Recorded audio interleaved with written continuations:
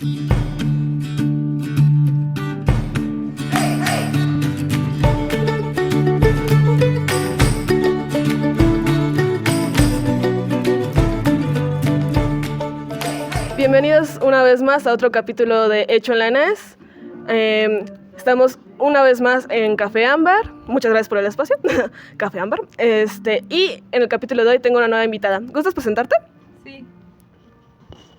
Hola Pamela, muchas gracias por la invitación. Yo soy Diana Laura Jacobo García, egresé de la licenciatura en Geohistoria y mi tesis está titulada como 3 descripciones de paisajes michoacanos, Alexander von Humboldt, Henry George Ward y Madame Calderón de la Barca, 1808 a 1843. Muchas gracias. Ahora, ¿gustas contarnos un poco de dónde surgió la idea o la necesidad de hacer esta tesis? ¿Por qué esta tesis?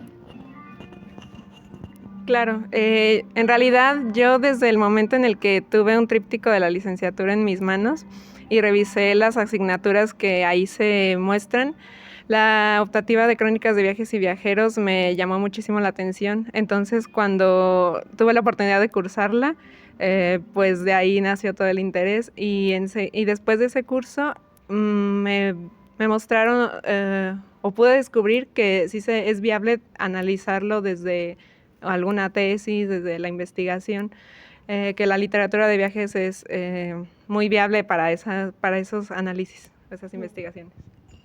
Muchas gracias. Ahora, ¿nos puedes hablar un poco acerca de qué entendemos por paisaje? ¿Cómo podemos como definir este concepto de una manera más fácil, por así decirlo? Bueno, la verdad es que yo he considerado el paisaje a partir de lo que se discute en la geografía cultural o lo que se ha discutido desde el siglo XX, pero en breves palabras significa que es una categoría geográfica en la que se vincula las dinámicas ambientales y sociales, su desarrollo y sus interacciones y cómo estas dos, digámoslo, esferas interactúan entre sí. También considera su contenido histórico. Es subjetiva porque cada persona dice que es un paisaje. Tiene un trasfondo subjetivo también, o ideológico, y es una experiencia sensorial porque se percibe, se ve, se oye, se escucha.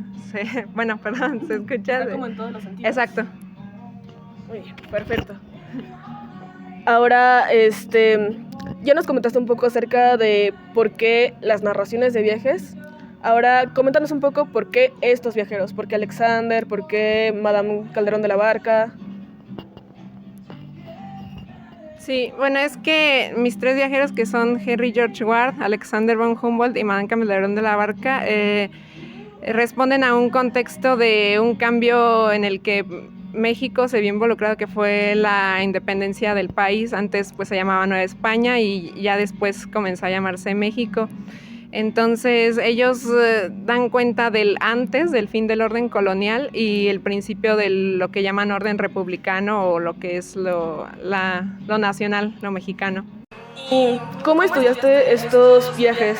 ¿Fue a través de textos? ¿A través de qué textos? Sí, los textos pues eran el modo en que ellos iban a dar a conocer sus travesías y el por qué las hicieron así. Yo empleé para Humboldt, que fue quien más dejó registros escritos. Utilicé obras como el ensayo político sobre la Nueva España y vistas de las cordilleras de los pueblos indígenas. En realidad usé más que nada estas dos porque el viaje de Humboldt se centró en conocer el volcán Jorullo, que se encuentra en la entidad. Sobre Henry George Ward, que solo publicó México en 1827, y Madame Calderón de la Barca, que escribió La vida en México durante una residencia durante 2 años. Muchas gracias. Ahora, ¿qué encontraste acerca de cómo ellos percibían sus paisajes y qué paisajes vieron? Es decir, como, ¿qué lugares visitaron? Bueno, cada uno, como al decir que es una expresión o el paisaje es subjetivo, cada uno legó perspectivas a partir de creencias, prejuicios y los contextos previos a los que ellos ya tenían antes, ¿no?, del viaje. Y por ejemplo, Humboldt marcaba mucho tanto el aspecto científico por su formación de la academia, que tuvo bastante, pero también por su influencia romántica, ya que congeniaba mucho con artistas, con poetas y gente que se vinculaba con el romanticismo. Ward, por su parte, aunque no explicita tanto como lo que es paisaje, él siempre daba a conocer el aprovechamiento económico que se podía hacer de los espacios. Por ejemplo, él se enfocó bastante en los sitios mineros de todo el país, Michoacán incluido. Y él siempre decía, este lugar tiene potencial para crecer de cierto modo económicamente. Y Madame Calderón de la Barca, ella habla más en un tono poético, ella describe o concibe los paisajes de forma romántica, porque ella también se influenció bastante de eso, del romanticismo. Y sí, sus descripciones son bastante bonitas y poéticas. ¿Y cuál era la otra pregunta? ¿Por dónde viajaron cada uno? Pues Humboldt, él llegó desde Guanajuato visitando otras minas de por allá. Ingresó por el lago de Pátzcuaro, luego lo que llamaban Valladolid, que ahora es Morelia, luego Pátzcuaro y los entornos cercanos al Jorullo, porque como había mencionado, ese era su interés más centrado, su interés en el volcán Jorullo. Ward visitó Michoacán por 3 ocasiones. En la primera estuvo en Tlalpujagua, porque era como el sitio minero de la entidad. Después, en su segundo viaje, ingresó desde Zitácuaro, luego Angangueo y luego Tlalpujagua de nuevo. Y por último, en su tercer viaje, que iba desde el norte del país, desde Durango, ya regresando a Ciudad de México, volvió a pasar por Michoacán desde Jalisco. Entonces visitó todas las entidades que se encontraban cercanas a Jalisco y de nueva cuenta Tlalpujagua e igual Valladolid. Y Madame Calderón de la Barca ingresó por Toluca y el Estado de México, en Angangueo, la actual Ciudad Hidalgo, una hacienda llamada San Bartolo en el actual municipio de Álvaro Obregón, en Michoacán, luego Morelia, luego Pátzcuaro y por último Uruapan. Me parece como muy interesante el cómo pues podemos como conocer el pasado incluso del territorio a través de pues los relatos incluso poéticos, ¿no? Como nos acabas de comentar, de cómo era el lugar en el que vivimos. A lo mejor pues no pasaron por Morelia, pero pues sí pasaron por el estado en el que estamos ahorita, ¿no? Pisando. Justo esto me lleva a preguntarte, ¿cuál es la importancia como para tu disciplina el haber estudiado estas narraciones de los viajeros del pasado? Gracias. Considero que la importancia que tiene el estudiar estas descripciones del pasado en la disciplina geohistórica tiene cabida porque en sí nuestro interés se remonta a entender el origen de los paisajes, de los espacios, porque ello revela la continuidad, las permanencias y los cambios que han existido en esos espacios, y en el presente los vamos a ver sí con esos cambios y con esas permanencias que existen en ellos. ¿Y este tipo de estudios se pueden realizar en cualquier lugar? Sí, afortunadamente la literatura de viajes, al menos pues la investigación que se ha dado sobre ella está muy trabajada, y de hecho hasta para mí fue bastante sencillo el encontrar como listados, referencias con listados de viajeros que estuvieron ya sea en Nueva España y en México, a través del tiempo, sus ocupaciones, su género, todas estas cuestiones, y claro que hay de varias entidades, centrado más en el México central, ¿no? Pero creo que si uno le echa más trabajo a eso, puede incluso encontrar referencias de, por ejemplo, religiosos que fueron los que primero habitaron el norte del país, y que ellos hayan dado cuenta a través de literatura de viajes, a lo que llamamos ahora sí, descripciones de paisaje. Muchas gracias.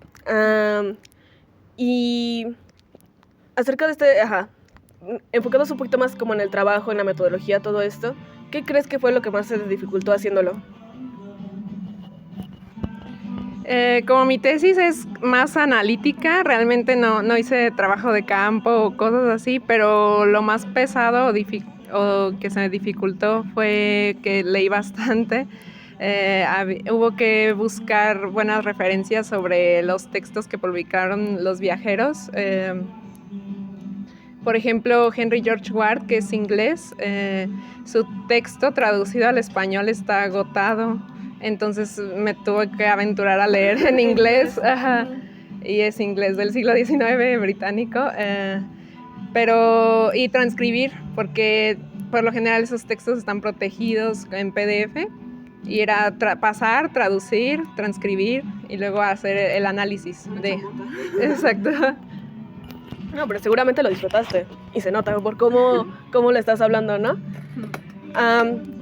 ¿Nos puedes como ya en el para el público que nos está viendo, estas son las preguntas para el público y para ti también, ¿nos puedes dar como algún tip, algún consejo, tú ya que terminaste todo este proceso de titulación por el que a lo mejor algunos ya están pasando o van a pasar o pues eso, ¿qué te gustaría decirles a las personas que están como a punto de empezar la tesis o su proyecto de titulación o que tienen en mente empezarlo pronto?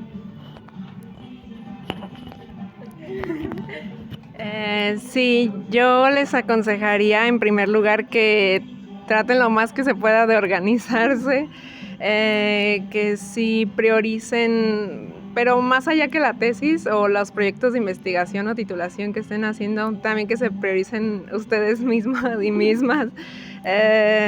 Eso fue algo que a mí yo pasé mucho por alto, no le tomé la importancia suficiente a mi salud física y mental, pero lo bueno es trabajar un tema que de verdad te interese y estés muy contenta con él y se va a lograr, se van a lograr sus trabajos, solo priorícense un poco más. Sí, pues ánimo si están en esto, pues no es imposible, no es tampoco tan fácil, pero tampoco es imposible, o sea, no es dificilísimo. Y justo, sí se puede. Ahora, para finalizar, cuéntanos un poco más de tu perspectiva futuro, o qué estás haciendo como ahora, o qué piensas hacer después. Bueno, como acabo casi de hacer mi examen y de egresar ahora sí de verdad, estaba pensando en probar suerte trabajando. Pero tampoco descarto iniciar un posgrado, solamente que todavía estoy pensando como en qué, precisamente porque esta perspectiva geohistórica ya me hace pensar todo desde la dualidad de que nada está separado, y si por ejemplo eligiera historia ya sería enfocarme más a lo temporal que a lo espacial, o si eligiera geografía sería lo mismo, pero estoy en esas consideraciones. Pues muchas gracias, Diana, por la oportunidad, por el espacio. Y pues nos veremos pronto. No dejen de sintonizarnos, por favor. Por favor, síganos viendo. Y pues gracias por estar y gracias por ver. Nos vemos pronto. Bye.